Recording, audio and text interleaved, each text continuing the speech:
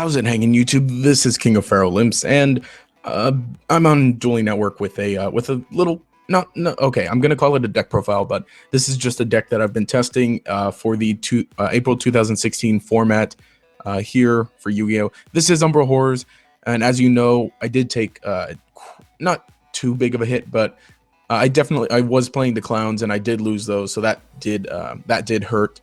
And then I did play 3 Upstart Goblin in the deck because you just really needed that to get things going. And that got hit, and then Norden got hit. But on the bright side, we did get something buff, so I'm just going to go ahead and deck profile this really quickly. You will want to stay to the end because I'll be doing some stuff. I wanted to have some duels, but those didn't go over well, so I'm just going to be talking about it. In no way is this the actual complete deck that I'm doing, because if it was, then I would be doing it in real life, but this is just something I've been testing, so that's why it's on Dueling Network here. So, of course, 3 copies of the Umbral Horror on form. The effect, of course, you do have to ram it into your opponent's monster, take some damage, and then you get to special summon 2 Umbral Horror monsters from your deck. Most of the time, it's going to be Ghoul or Will-o'-the-Wisp. Ghoul's a pretty good one. He has 1800. He's a beater. And then his effect is that once per turn, you can make his attack 0 to special summon another Umbral Horror with 0 attack from your hand. So you can't use Ghoul to summon Ghoul. You have to use Ghoul to summon Unform or the Will-o'-the-Wisp. And Will-o'-the-Wisp is the least useful. I mean, he's got like a decent effect that can destroy your opponent's monsters and stuff. But he is level 1. His effect is that when it's summoned, you get to target another Umbral Horror either on your field or in your grave, and then copy the level. So there's that. That, of course, is the reason we're only playing 2 of him because rather than 3, because you could max out, but I just don't like drawing him. I'd rather summon him off of Unform and then use Unform to copy the other Ghoul that I summon, and or something else in the grave, and then he's level 4 at least. If you draw it, it's probably the worst thing, especially if you draw it first turn, because you have almost nothing to copy. Well, I mean, unless you get Ghoul, because you can go Ghoul, activate effects, summon Wisp, copy Ghoul, and then you have 2 level 4s, so that's all right. What's best is if first turn you draw a Ghoul and an Unform, then you can Ghoul to summon the Unform attack to get 2 more Ghouls, and it's really good. That's it. That's all for Umbral Horrors. That's really all there is, and all that's good. So that's the main core of the deck. Of course, you can see they're all level 4 Dark monsters, which of course by now you know. So that's all the support. Now, I was playing the clowns before, Damage Juggler, because Damage Juggler just comboed so well with Unform, and the Damage Juggler search Hat Tricker. And I considered leaving Hat Tricker in, but I realized, you know what, since we lost a lot of speed, we really have to make this a dedicated Key Beetle deck. So I'm playing 3 copies of Evil Swarm Mandragora. The effect is, of course, your opponent controls more monsters than you do. You can special summon this card from your hand. It is different from Hat Tricker, but it's effectively the same thing. Now, of course, you can use Hat Tricker when you control 1 monster, your opponent controls 1 monster. Then you can easily summon that. But otherwise, it's at the very least, it's a decent other normal summon monster that you can use. You can use Hat Tricker instead, but currently I'm using 3 Mandragora because, again, this is a dedicated Key Beetle deck right now. 3 Kage Tokage, of course, normal summon any of these, summon a Kage. It's happened several times where I actually draw a Mandragora and a Kage, and that's pretty much it, or 1 Mandragora and 2 Kages. So I have to normal summon the Mandragora and then the Kage Tokage, but it doesn't matter because then I can make a Key Beetle from there. So it works. 3 Secret Sect Druid Drew, because I did have to bring it up to 3. The effect is basically a Debris Dragon for a Dark monster with 0 attack and or defense. So that applies to all your Umbral Horror monsters. You at least have 6 targets, or himself. Can you summon? No, you can't summon himself. Sorry. You at least have 3 targets, or do you? You can't summon Wisp because it does negate the effects. So you can't bring out Wisp and then Wisp copy one of these and become level 4. So that's why he's not that useful, but it's still good. That's why I'm bringing it up to 3. And I figured, you kind of have to go for late game more so because we don't have Upstart, so we can't get things started as quickly. But you can at least have these for later, and they do come in handy. And then this is the last one I'm trying out, Raid Raptor Singing Lanius. Yes, a Raid Raptor. I think I mentioned in my last deck profile of this that I wanted to try something with Raid Raptors, like specifically, and that hasn't worked so far, just because, Raid Raptors are not so specific, but for the most part, you do have to have several other Raid Raptors, and I don't exactly have the space or the time or resources for a full Raid Raptor engine, but at least 2 Singing Lanius, or maybe 1, is useful. This guy is all right. the basic effect is that if you control a face-up Exceeds monster, you can special summon this card from your hand. You can only summon once per turn.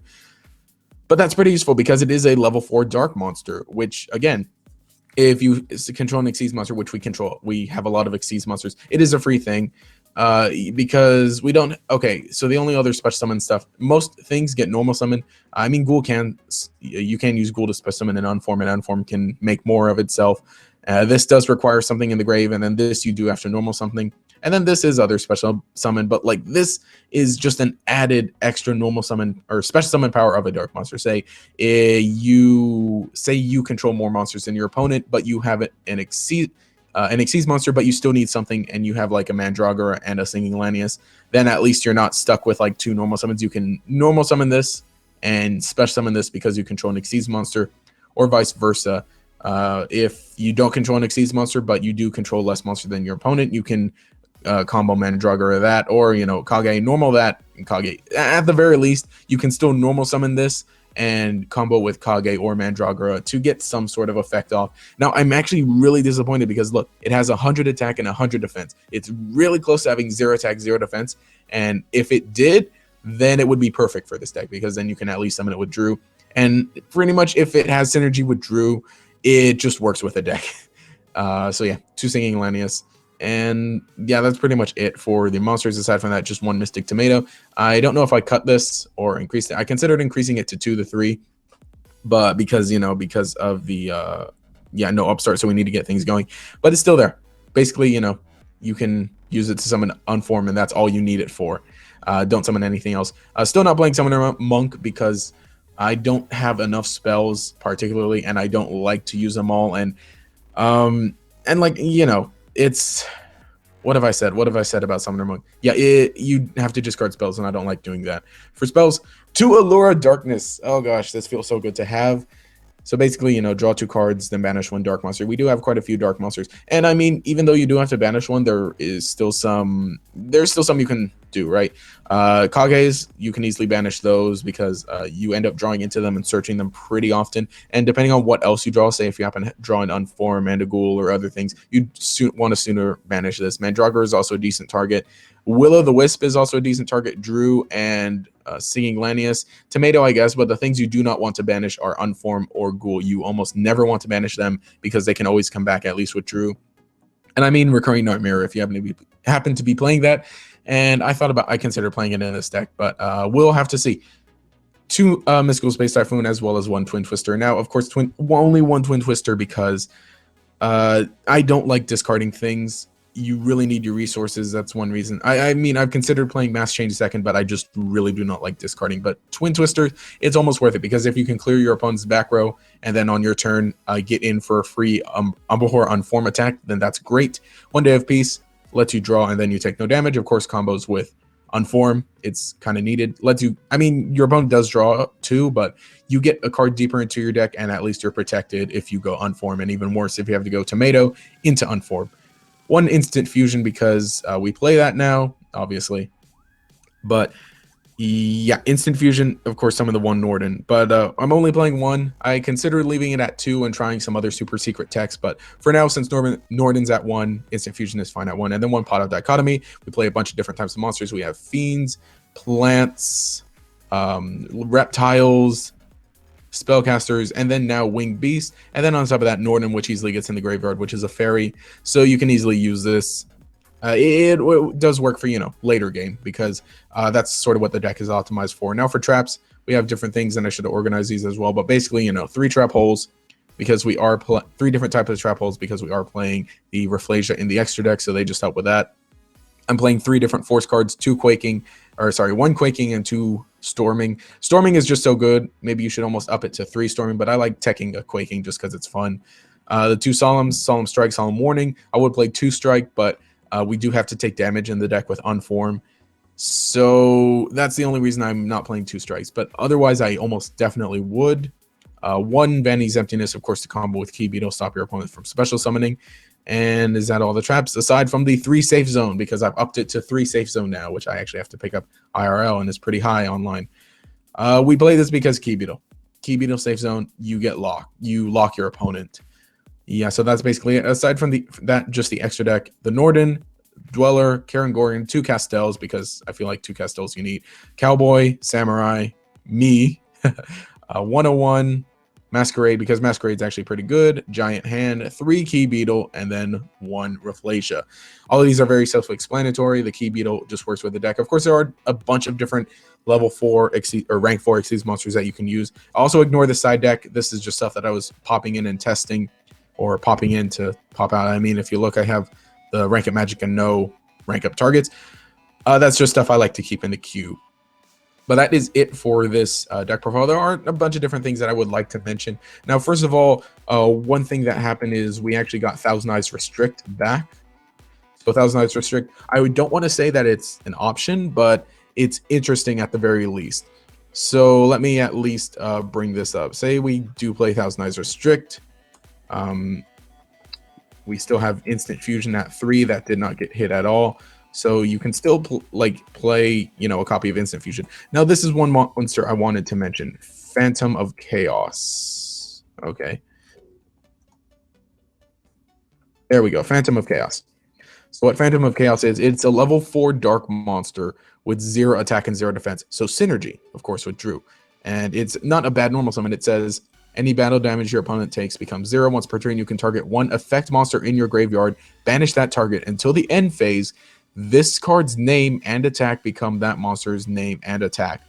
It gains that monster's effects, and you must control this face-up card to resolve this effect. So obviously, this is something interesting. And I definitely would be playing this if I was able to fit in Dark Arm Dragon into this deck, which you definitely could. If you want to, you can definitely put in a Dark Arm Dragon and play it. And if so, this is an interesting engine here. Oh, I lost my I lost my Thousand Eyes Restrict. There we go. But yeah, that's basically here's a crazy idea I thought. So how about you play Thousand Eyes Restrict in the extra deck? Say you, I don't know, you don't need 2 Castells maybe. You're playing Thousand Eyes Restrict in the extra deck, and in the main deck you're playing this engine. Say you happen to fit 2 Instant Fusion. Don't do this. Do not do this. Let me repeat. 43, that's not a good number. So say you're able to fit this. You're able to fit in 2 Instant Fusion because it's actually good because you get a higher chance of drawing it to use Norden. You play Dark Arm Dragon because you actually can control your graveyard relatively well, and it's just a big beater, and you're playing the Phantom of Chaos. So the reason I feel like you need Phantom of Chaos and Dark Arm Dragon is because Phantom of Chaos, there's not so many dark things. I mean, aside from the extra deck, you can banish a Key Beetle to be a big beater. You can banish Karen Gorgon. But I mean, like, if you're playing Dark Arm Dragon, then it's just useful because Dark Arm Dragon you can easily bring out, and if somehow you happen to lose it, you at least have the Phantom of Chaos in the deck. You can normal summon it. It becomes the Dark Arm Dragon, and then you can banish things, pop more stuff, and it's a decent beater, but only for 1 turn. So yeah, it's a Cinderella thing. And then at the very least, if it goes to the graveyard, if it gets destroyed, you can at least bring it back with Drew and make a decent rank 4. Aside from that, so like I said, playing 2 Instant Fusions, right? You can at least use that on Thousand Eyes Restrict. Now the downside is, I really don't think it's worth it using Instant Fusion to bring out Thousand Eyes Restrict because you do have to pay 1,000. It can't attack and it's destroyed. But let's say you do. Let's say you use Instant Fusion on Thousand Eyes Restrict, right? So as long as this card remains face up on the field, your other monsters cannot change their battle positions or attack. So that's crazy good. Select 1 monster on your opponent's side of the field. But I mean, the downside is like this effect, you won't be able to use it if you summon it with Instant Fusion. But at the very least, it's got the effect that, let's see, select 1 monster on your opponent's side of the field and equip it to this card. The attack and defense of this card become the same amount as the monster equipped. And then if this card is destroyed by battle, destroy the equipped monster. But at the very least, it steals your opponent's monster. So what I was thinking is, if you do play 2 or maybe even 3 Instant Fusion, right? That gets a higher chance of summoning Norden, but if by chance you want to, you can summon Thousand Eyes Restrict to take your opponent's monster. He can't attack this turn, and it dies along with your opponent's monster if it's that much of a problem. Now, that seems like a terrible idea, right? But playing it in this deck, with this deck, you can get away with playing a Phantom of Chaos, especially if you're playing the Dark Arm Dragon, right? So let's say we're playing Chaos. You do that, you use your 1 Instant Fusion turn for that, or something. I don't know, you use your Instant Fusion turn to bring that out, right? Takes your opponent's monster. Okay, that's kind of cool. You got rid of some. It goes to the graveyard. All right, so now summon out the Phantom of Chaos, and then Phantom of Chaos's effect. You can banish Thousand Eyes Restrict, and for this 1 turn only, Phantom of Chaos will become Thousand Eyes Restrict. Now, uh, it's only for the end of the turn, and your opponent takes no battle damage. But at the very least, you can have a Thousand Eyes Restrict that can attack, that you basically summon for free. I don't know, 1,000 life points. That's the basic idea, and that's a crazy idea, but that's something I thought of. And again, this isn't a normal deck profile, which it's just an, I don't know, what is this? This is talking about Umbral Horrors, so I guess we get a bonus discussion about Umbral Horrors. That's the basic idea that I had. That's a terrible idea, and I do not think it will work, but it is worth trying if you're crazy enough. I mean, at the very least, if somehow your opponent exceeds Revenge, or what's the one? Oh no, the one that brings your monsters back, but they're one level lower. At the very least, if you happen to play a Leviair, you can wombo combo Leviair to summon the Thousand Eyes Restrict. But I don't know. That's something else completely. But I mean, well, okay. If we played any Reborn spell or traps in this deck, which we don't, the only thing we play is Drew. I mean, if we played any Reborn spells in the deck, at the very least, you can instant fusion, bring that, use it for a turn. It goes to the grave, and then you can reborn it, use the effect, have as much fun as you can with it. And then once you run out of reborn stuff, then you can Phantom of Chaos. And then, like I said, Phantom of Chaos has its own use aside from that. But that is the crazy idea I thought of. It's not going to work, and I'm not even going to bother testing it. Well, maybe if I do a live stream, I'll consider testing it. But either way, this has been it for this little deck profile / deck discussion with a bit of crazy ideas starring the Thousand Eyes Restrict. But basically, this is the Umbral Horror deck that I'm testing out right now. The only crazy stuff, I guess, is the Raid Raptor singing Lanius. I feel like Mandragora is a pretty sound idea, but aside from that, you can just swap out the Raid Raptor singing Lanius for anything else you want if you want to. And again, I guess I patented that Thousand Eyes Restrict idea, so I'm gonna find Bro's trademark it. Anyway, if you enjoyed the content, remember to subscribe. Also, leave a like and a comment to show your support. Let's get to 2,000 subscribers, because when I reach that, I will do a face reveal. Oh wait, no, I already did something like that on my other channel, which you should definitely check out. It's always carded, it's always linked, it's always suggested, and always annotated. Anyway, this has been King of Feral Imps. Have a nice day.